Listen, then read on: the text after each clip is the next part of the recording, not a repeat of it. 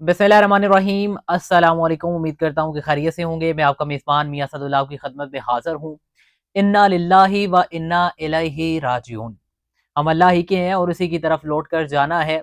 ये ईरान के supreme leader ने इस बात को हमारे सामने रख दिया, अपनी शहादत देकर रख दिया। लेकिन क्या ये शहादतें ऐसे ही होती जानी चाहिए? इस हवाले से बात करनी है। हम इस खत्े को ज़रा समझने की कोशिश करेंगे, जो मशरकी वस्ता का खत्ता है और कुछ इस्लामिक और कुछ जो है वो सियासी तौर पे और जो सल्तनत लेवल के मामलात हैं वो आपके सामने आज रखने की कोशिश करूंगा। सबसे पहले बात शुरू करते हैं मशरक़ वस्ता से। एक जानिब आप देख रहे हैं कि पाकिस्तान और अफगानिस्तान की जंग छिड़ चुकी है और इसमें पाकिस्तान जो है वो हमले कर रहा है अफगानिस्तान पे और अफगानिस्तान की तरफ से जवाबी कार्रवाइयाँ हो रही हैं। दूसरी जानिब ईरान जो है वो दीगर जितने भी मुस्लिम ममालिक हैं उनके ऊपर हमले कर रहा है और उनकी जो वहाँ पे एयर बेसिस हैं, जिनको कहा जा रहा है कि ये अमरीकी एयर बेसिस हैं, उनको तबाह किया जा रहा है। और इसकी जो कीमत है वो ईरान के सुप्रीम लीडर आयतुल्लाह खामना ने अपनी जान से दी है। और ये अब जाने क्या इसी तरह से जाने चाहिए, इस पे बात करनी है। देखें कि जो डोनाल्ड ट्रंप है वो बहुत ही मकार किस्म का शख्स है। मैं बार-बार अपने वीलॉग्स में कहता रहा और मैंने आपको कहा कि ये शख्स जो है, ये कभी भी यहाँ पर अमन नहीं आने देगा। आप जितनी मर्ज़ी कोशिश कर लें, पाकिस्तान जितना मर्ज़ी उसे कोशिश कर ले मनाने के लिए, वो चाहे तमाम मुसलमान ममालिक जो है मिलके, बल्कि वो मिलने देना ही नहीं चाहता तमाम मुसलमान ममालिक को। अब आप इस की मकारी चेक कर रहे हैं कि एक जानिब इसने पाकिस्तान और इंडिया के दरमियान जो है वो कह दिया कि मैं जो है वो इसकी जंग रुकवाने में माहिर रहा और मुझे नोबल अमन प्राइज़ देना चाहिए और हमारी हुकूमत ने बड़े मज़े के साथ 2 बार नोबल अमन प्राइज़ के लिए उसे नामज़द भी किया। शहबाज शरीफ साहब बाकायदा तौर पे इस तरह से इशारा करके कहते रहे कि इनको नोबल अमन प्राइज़ देना चाहिए, इस शख्स ने जो है वो जंग रुकवाई है। लेकिन अब अगर हम इसका बैकग्राउंड उठा के देखें तो सबसे पहले इसने जो कहराम मचवाया है वो इसराइल के हाथों फ़लस्तीनी लोगों का, फ़लस्तीनी बच्चों का, उनको जो शहीद करवाया गया। उसके बाद इसने शाम, लीबिया, लबनान ये सारी चीज़ों पे हमले करवाए। उसके बाद ईरान की, क्योंकि ईरान एक ऐसी जगह पे मौजूद है जहाँ पे अबनाए हरमज़ भी मौजूद है, जहाँ से तेल के जो बड़े-बड़े जहाज़ हैं वो गुज़र के जाते हैं। अगर ईरान जो है वो उसे बंद कर दे तो कोई भी वहाँ से तजारत नहीं कर सकता, एक जगह से दूसरी जगह नहीं जा सकता। यानी ईरान का जो मेन जहाँ पे ईरान खड़ा है वो बहुत ही अहमियत का हामिल है, पॉलिटिकली भी और ज्योग्राफिकली भी। अब ईरान को जो है वो असल मसला ये है कि ईरान को फ़तह करना चाहता है, ये ईरान से वो सारी पावर्स लेना चाहता है। अगर ईरान के पास एटमी ताकत आ जाती है, चूँकि वो है अभी, लेकिन ऑफ़िशियली जो है वो उसे अनाउंस नहीं किया गया। जो ईरान बार-बार कहता था कि हम इसे अनाउंस करने जा रहे हैं, हम इसे अनाउंस कर देंगे। लेकिन उसके तमाम जौहरी जो जितने भी थे मामलात, उन पे इसने बमबारी करवाई और एयर बेसेस कहाँ से इस्तेमाल होती हैं? दुबई, कतर, ठीक है। सऊदी अरब, अब एक जो है वो खबर सामने आती है जिसमें ये कहा जाता है कि सऊदी जो है उन्होंने और इस्राएली नेतन्याहू, मोहम्मद बिन सलमान और इस्राएली नेतन्याहू ने मिलकर ये बात जो है डोनाल्ड ट्रंप को कही कि ईरान पर हमला किया जाए और ये उन्हीं की खबरें कह रही हैं, उन्हीं की खबरें जो हैं वो कह रही हैं। अब ये अगर इस तरह से होता है तो हम तो आपस में बिखर पड़े। ना पाकिस्तान, ना अफ़गानिस्तान, ना ईरान, ना लीबिया, ना शाम, ना लबनान, ना इसराइल छोड़ें, ना सऊदी अरब। यानी कहाँ खड़े हैं? मुत्तहिदा अरब इमारात कहाँ खड़ी हैं? तुर्की को तो आप वैसे ही निकाल देना, क्योंकि तुर्की तो वो उसमें आता था माहदे में, नेटो माहदा जो था इन्होंने किया हुआ आपस में। नेटो में आता था ना तुर्की। तुर्की कैसे बोलेगा? मुझे तो समझ नहीं लगती। तुर्की की तो वैसे भी पावर्स इन लोगों ने ले ली थी, अब हालिया मिली है तो तुर्की इतने जोगा है ही नहीं कि तुर्की कुछ कर ले, सवाए भड़कबाजी की। ये मैं वाज़ेह कर रहा हूँ। और मोहम्मद बिन सलमान की अगर आप बात करना चाहते हैं तो मोहम्मद बिन सलमान वैसे ही करता है जैसे कि डोनाल्ड ट्रंप कहता है। जैसे डोनाल्ड ट्रंप कहता है बिल्कुल वैसे ही मानी जाती है। और अब वो मोहम्मद बिन सलमान भी नहीं बोलेगा। अब चूंकि ये अखबार भी ये कह रही है कि मोहम्मद बिन सलमान ने ये कहा है, हम अपने मुस्लिम जो हमारे रहनुमा है हम उन पे इस तरह से इल्ज़ाम नहीं लगाना चाहिए, लेकिन उनकी अखबारें कह रही हैं जो डोनाल्ड ट्रंप के हामी हैं। अब वो कहते हैं तो फिर हम कैसे ना माने ये चीज़। और यहाँ तक डिटेल्स मिली कि जब इन पर हमला हुआ है आयतुल्लाह खामना पर, तो वहां पर उन्होंने पहले नमाज पढ़ी और उस नमाज पढ़ते दौरान जब वो वजू करने गए तो उन्होंने अपनी अंगूठी उतार के रखी और वो अंगूठी भी गायब हो गई। वहां के एक सहाफ़ी कह रहे हैं कि वो अंगूठी गायब हो गई और उनको ये भी पता था कि ये निज़ाम जो है वो इस तरह से चल रहा है, इसमें मोसाद के लोग फिर रहे हैं, इसराइली एजेंसियां हैं, CIA है इसमें, जो अमेरिकी एजेंसियां हैं। तो एग्जैक्ट लोकेशन उनकी कैसे चली जाती है किसी के पास, मुझे भी नहीं समझ आती। अब यहाँ पे मैंने दो पहलू डिस्कस किए, एक तो मशरक़ वस्ता में जितने मुस्लिम ममालिक थे, जो ब्लॉक था वो सारे का सारा जो है वो बिखर चुका है, उसके पल्ले कख नहीं रहा, वो आपस में मुत्तहिद नहीं है। दूसरी जानिब मैंने ये बात की कि ईरान चूंकि पहला टारगेट है और दूसरा पाकिस्तान होगा। ये कौन कह रहा है? हामिद मीर साहब। हामिद मीर साहब एक सीनियर सहाफ़ी हैं, उन्होंने कहा है कि ईरान के बाद पाकिस्तान की बारी आनी है और इस पर हमला इंडिया और इसराइल मिलकर करेंगे और पुश्तनाई तो आपको पता ही है किसकी होगी, अमेरिका की ऑब्वियसली। तो अब ईरान की बात कर लेते हैं पहले। ईरान में इतना कमजोर सिस्टम कैसे हो सकता है? ईरान की एजेंसियां इतनी कमजोर कैसे हो सकती हैं कि उनको यही नहीं पता? मैं शुरू से जब पीछे वॉर लगी थी, स्टार्ट हुई थी इसराइल के साथ, मैं तब भी कहता रहा कि सबसे कमजोर सिस्टम जो है वो ईरान को जो इनसाइड उसको मार रहा है वो उसकी एजेंसियों की कमजोरियां हैं जो इसे मार रही हैं। अब इतने इतने बड़े नामों की शोहदा की जो है वो शहादतें हो जाना, इतने इतने बड़े लीडरों की कमांडरों की शहादतें हो जाना, क्या ये ईरान की एजेंसियों का फेलियर नहीं है? बड़ा सवालिया निशान है ना। और इसमें से कुछ लोग बचे भी हैं, अब मैं उनका नाम नहीं लूंगा, वो पिछले हमले में भी बच गए थे, उससे पिछले हमले में भी बच गए थे। अब वो कैसे बच जाते हैं अगर बाकी सारे नाम शहीद हो जाते हैं? वो इक्का दुक्का नाम कैसे हर बार बच जाते हैं और एग्जैक्ट लोकेशन कैसे पहुंच जाती है एजेंसियों के पास, अमेरिका की और इसराइल की? मैं किसी पे इल्जाम नहीं लगाना चाह रहा, इसीलिए मैंने नाम नहीं लिया कि कौन बचा वहां पे और कौन नहीं बचा। ठीक है। अब आप इसको इनसाइड फेल्योर भी कह सकते हैं, चूंकि ईरान जो है वो मेहनत कर रहा था अपने मिसाइलों के लिए, अपनी एटमी ताकत के लिए, और वो है भी, और उसके पास काफी ज्यादा एटमी मिसाइल्स हैं जो कि दुनिया के नंबर 1 मिसाइल्स कहलाए जाते हैं।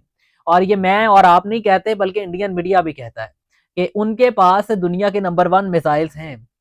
लेकिन मसला ये है कि लड़ाई सिर्फ ऊपर से ही नहीं लड़ी जाती, इन साइड भी आपके जो कुछ मामला हो रहे हैं, अब आपका लीडर ही मारा जाए, आपका लीडर ही शहीद कर दिया जाए, आपका कमांडर ही शहीद कर दिया जाए, तो पीछे क्या खाक बचता है? आप कैसे लड़ाई कर लेंगे? बिखर जाएगी फौज, बिखर जाएगी अवाम। तो अब इसको हमने समझना है। सबसे पहले तो वो, अब मैं थोड़ा सा इस्लामी इसमें ऐड कर दूं कि डॉक्टर इसरार अहमद को आपने सुना होगा।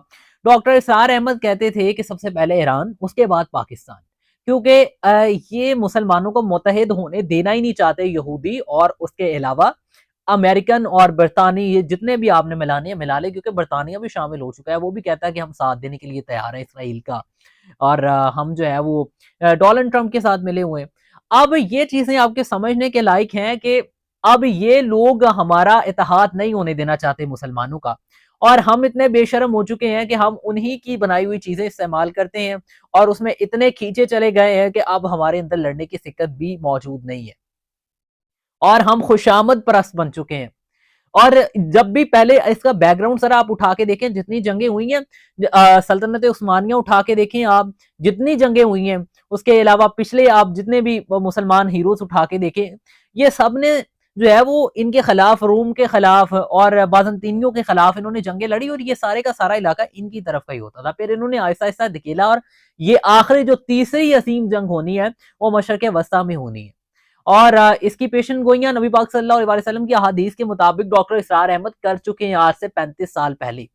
अब उनको उठा के देखें और जो आज मौजूदा हालात चल रहे हैं इनको उठा के देखें तो कोई डिफरेंट चीज नजर नहीं आ रही। चूंकि अब आप देख रहे हैं कि तमाम मुस्लिम ममालिक, जिसमें मैंने आपको बताया कि लीबिया, शाम, लबनान और उसके अलावा मस्जिद कुद्स वाला सारा फलस्तीन, ये तो सारे ऑलरेडी इनके पास चले गए हुए हैं। इराक को इन्होंने खत्म कर दिया, पीछे जितनी भी 2015-18 और इसका दौर टेन्योर उठा के देखे इससे पीछे, उसमें जो है वो इराक खत्म कर दिया गया। अब लास्ट ऑप्शन बचा था, अब यूएई कुछ कर नहीं सकता। आपको भी पता है कि इतनी ताकत नहीं है, ये सिर्फ पैसे के बलबूते पे है, क्योंकि जो अरब ममालिक थे उनकी ताकत अल्लाह ने लेकर अजमी मुसलमानों को दे दी थी। अरब ममालिक इतने सिकत के नहीं रहे कि वो अब जो है वो लड़ सके जंगे।